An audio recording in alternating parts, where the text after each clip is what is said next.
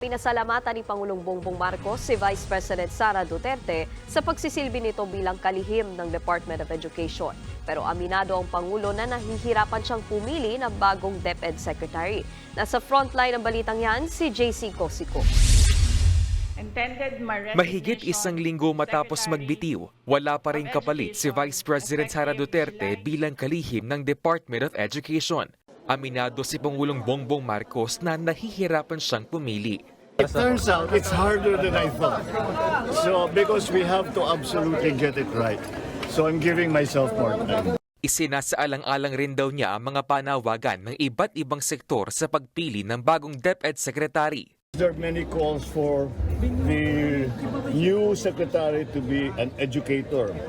There are many calls for the new secretary to be an administrator. There are new calls to be a historical professor for all of this. And they're all valid concerns.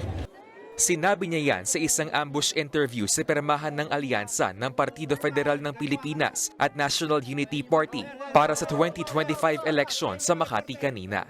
Dagdag pa ni Marcos, kailangang mapataas ng susunod na DepEd Secretary ang mga test score ng mga estudyante. Walang binanggit na partikular na exam ang Pangulo, pero kamakailan lang nangulelat ang Pilipinas sa ranking pagdating sa creative thinking. Base yan sa inilabas na report ng Program for International Student Assessment o PISA. So you need an educator who understands how to help the students, how to help the teachers. Number one, that requires a very good hand on the tiller of the DepEd who can manage it properly, who understands the bureaucracy, who understands how to use the budget properly, all of these things. Kahit nagbitiw sa pwesto, nagpasalamat pa rin ang Pangulo kay VP Sara. Mahirap ang trabaho ng DepEd. Kaya that's why we have to thank Inday Sara for really the effort that she put in. There's a great deal more work to be done and we'll find the right person to do it.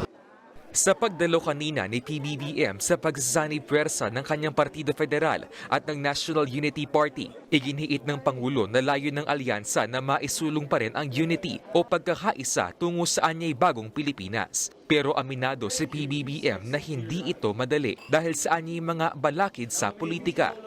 But that is the whole point of these alliances that we are making. If there are in fact these contradictions, if there are in fact these differences, that we now have a method to resolve them without going to extreme, undertaking extreme measures, like moving away from the party, running as independent, having to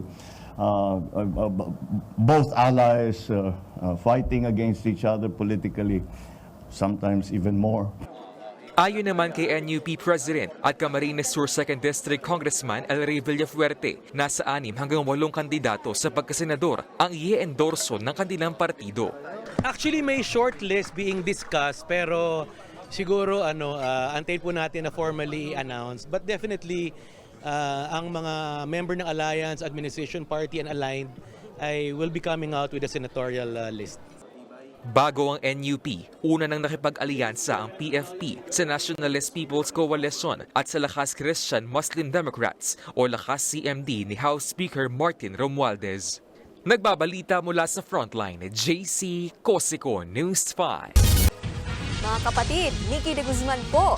Iba na ang may alam at may pakialam sa panahon ngayon. Para sa tuloy-tuloy na balitaan sa Frontline kahit weekend, mag-follow at mag-subscribe sa social media pages ng News 5.